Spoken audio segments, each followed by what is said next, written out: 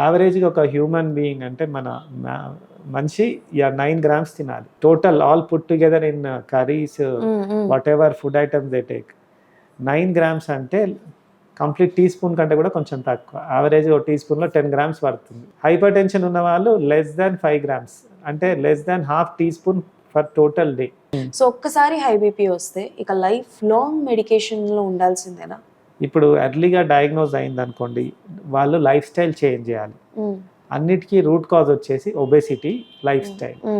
Obesity ఇప్పుడు అందరూ epidemic అంటే మీరు విని ఉంటారు కదా, ఎపిడమిక్ లాగా స్ప్రెడ్ అవుతుంది.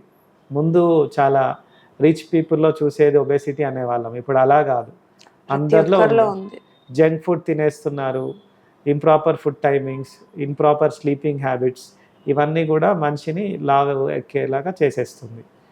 అది root cause. Mother of all diseases is obesity. So హైపర్ టెన్షన్ని మనం కంట్రోల్ చేయాలి అంటే ఫస్ట్ వెయిట్ ఉందనుకోండి, వెయిట్ తగ్గాలి. దానికోసం they have to go for regular physical activity in their own way, what ever it is possible. Walking, jogging, swimming, కొంతమంది ఇంకా ట్రెడ్మిల్, టైం లేని వాళ్ళు అట్లా చెయ్యాలి. విచ్ వన్ ఈస్ బెస్ట్ అంటే లైక్ ట్రెడ్మిల్ ఆర్ వాకింగ్? అంటే న్యాచురల్గా if they have a place where they can go out, ఇది ఫిజికల్గా కాకుండా మెంటల్ రిలాక్సేషన్ కూడా బయటికి వెళ్ళి వాకింగ్ చేయడం డెఫినెట్గా హెల్ప్ అవుతుంది. Okay. And high BP medication కాకుండా కంట్రోల్లో ఉండాలి అని అంటే ఏమైనా మార్గాలు ఉన్నాయా? మెయిన్గా సాల్ట్ అండి. సాల్ట్ మనం మితంగా తీసుకోవాలి. ఓకే. సో నేను చెప్పినట్టు జంక్ ఫుడ్స్ అంటాం కదా, జంక్ ఫుడ్స్లో for getting the taste they use spices and salt, అక్కడ ఎక్కువ వెళ్ళిపోతుంది. యావరేజ్గా ఒక హ్యూమన్ బీయింగ్ అంటే మనిషి 9 grams తినాలి.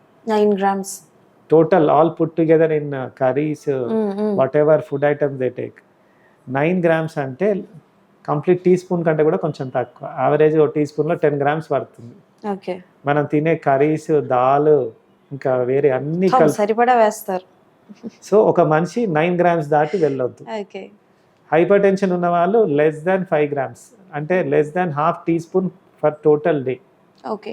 ఈ హైపర్ టెన్షన్ ఉండడం వల్ల అంటే లైక్ వాళ్ళకి మెంటలీ ఏమైనా డిస్టర్బ్ అవ్వడం లాంటివి, అంటే వాళ్ళ వర్క్ ప్రాసెస్లో ఏమైనా అలాంటివి ఏమైనా జరుగుతాయా? అంటే గుడ్ క్వశ్చన్ ఇది. ఎందుకంటే స్క్రీన్ టైం అనేది ఒకటి నేను హైలైట్ చేయాలనుకుంటున్నాను. నార్మల్ హెల్తీ స్క్రీన్ టైం వచ్చి 5 hours.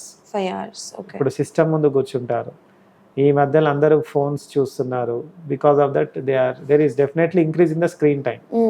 సో మనం ఫిజియోలాజికల్గా అంటే నార్మల్గా ఒక 5 hours వరకు వితౌట్ స్ట్రెస్ మన బాడీ తట్టుకుంటుంది.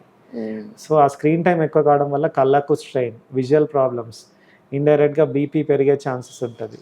మీరు గమనించి ఉంటారు, అందరూ నైట్ పడుకునే ముందు రీల్స్ చూస్తుంటారు, కామన్ అయిపోయింది ఇప్పుడు. Moreover night switch off చేసి పడుకోవాలండి if you are not into emergency profession.